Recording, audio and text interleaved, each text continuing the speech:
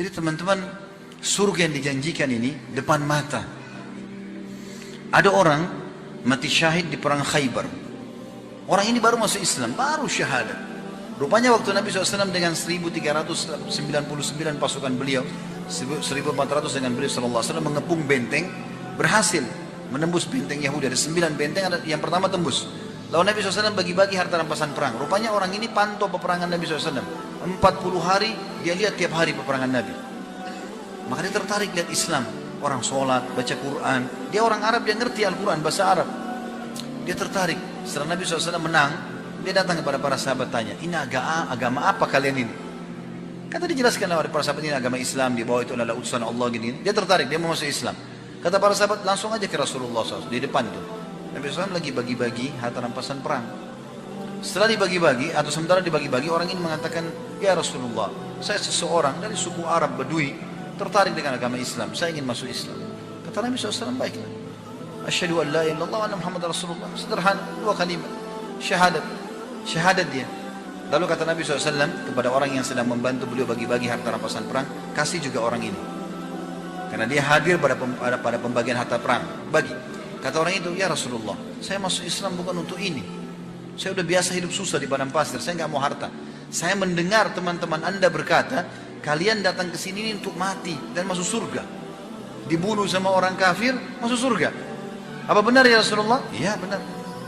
Kalau begitu ya Rasulullah, yang saya ingin satu saja. Panahnya orang Yahudi ini kena di sini, tembus di sini.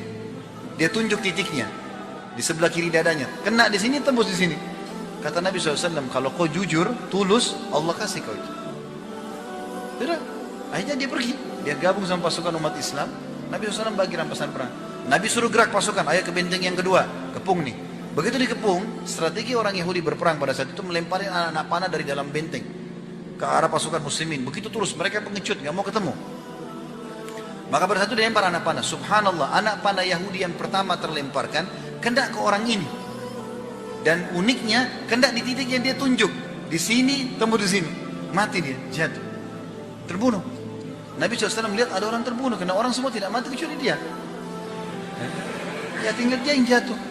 Yang lain kena, pas pakai perisai tertahan. Orang ini mati. Kata Nabi SAW, huwa, apa ini orang tadi ini? Yang tadi baru masuk Islam? Kata para sahabat, iya Rasulullah.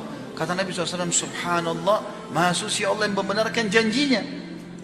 Dia baru minta, Allah kasih, dan di titik yang benar yang ditunjuk. Gitu kan? Lalu apa kata Nabi SAW? Siapa yang ingin melihat penghuni surga yang belum pernah sujud sekalipun, ini orang. Tidak pernah sholat ini, baru syahadat mati.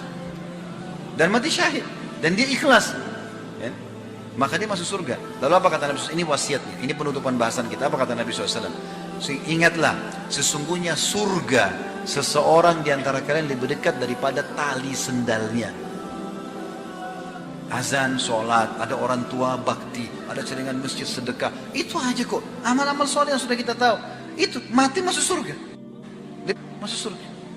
Dan ingatlah, seseorang di antara kalian lebih dekat dengan nerakanya dari tali sendalnya. Hati-hati. Ke diskotik, mabuk-mabuk, ke karaoke, keluar tabrakan mati. Masuk neraka. Lebih dekat dari tali sendalnya. Dan ingat teman-teman, orang yang baik, orang yang soleh, Allah buat manusia suka. Allah suka dia. Dikasih pahala banyak. Allah juga buat manusia suka. Kalau kita baik, asal antum ikhlas ya. Bukan cuma performance saja, bukan cuma penampilan. Betul-betul apa yang ada dalam zahir ini yang kelihatan, begitu dalam hati antum. Ikhlas kepada Allah. Allah akan buat itu efeknya besar. Orang pun akan suka sama kita. Allah suka, Allah kasih pahala, Allah juga buat orang-orang suka. Yang suka kita orang-orang yang soleh seperti kita tentunya. Orang yang fasik tidak bakal suka. Dia tidak suka dengan orang-orang yang baik, gitu kan? Begitu juga dengan orang yang buruk, maka Allah benci. Allah buat juga orang tidak suka. Orang kalau walaupun dia teman dekat, tapi orang itu suka bohong, orang itu kasar, orang itu suka mukul, mencuri, temannya pun tidak suka sama dia. Tapi kalau orang jujur, amanah, santun, ramah, orang suka. Maka kenapa tidak jadi orang soleh ini? Apa uzurnya? Dan kenapa harus menjadi orang buruk? Untuk apa? Ingat, peringatan sudah sampai ke Bapak Ibu sekalian. Allah Subhanahu wa taala akan minta pertanggungjawabannya teman-teman. Maka ambil ilmunya, amalkan.